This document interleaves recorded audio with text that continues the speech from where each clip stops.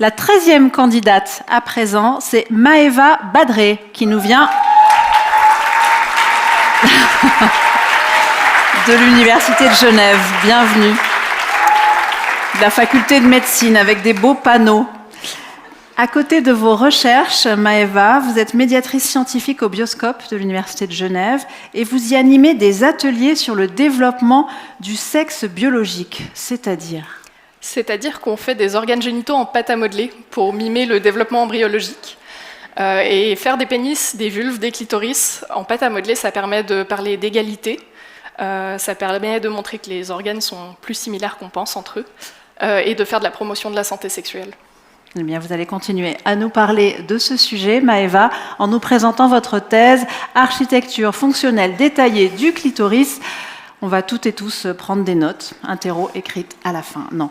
Mais en tous les cas, vous avez 180 secondes pour nous la présenter. Dès que vous êtes prête, Maëva, vous faites signe. Merci.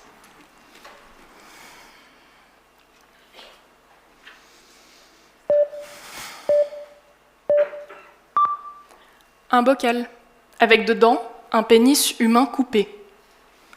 C'est la réponse qu'un de mes professeurs m'a apportée, et cette réponse m'a mise en colère. J'espère que vous aussi, vous serez indignés une fois que vous saurez pourquoi. J'étais en cours d'anatomie dite féminine, un cadavre posé devant moi. Tout était là, le vagin, l'utérus, les ovaires, tout sauf un organe. La question que j'avais posée, c'était « Mais où est le clitoris ?» Le professeur m'a répondu « Je ne peux rien vous dire sur le clitoris, mais voici un pénis. » Il l'a effectivement posé sur la table devant moi, dans une illustration parfaite de ce que le patriarcat peut nous offrir. Apparemment, il faisait partie de ceux qui ne trouvent pas le clitoris.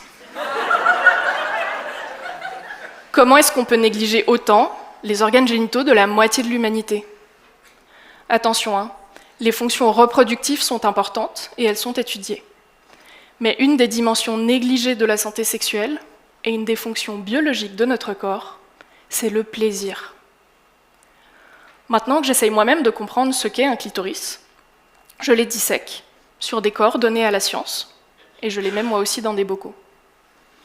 Mais pour comprendre comment le clitoris fonctionne, il faut d'abord comprendre sa forme et sa composition.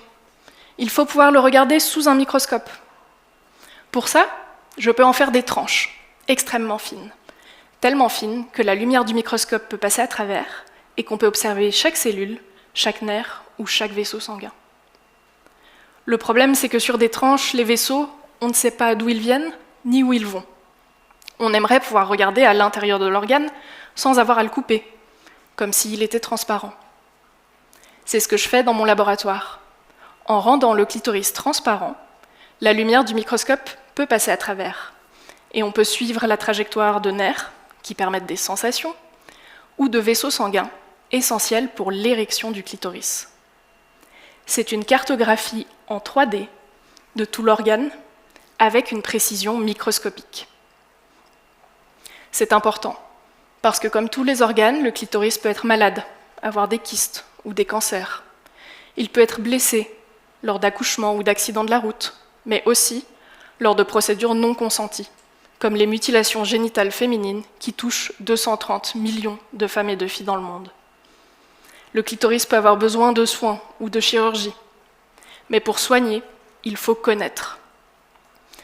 Étudier le clitoris et le plaisir, c'est une manière de résister aux attaques actuelles contre les sciences, contre la santé et contre l'autonomie des personnes qui ont un clitoris.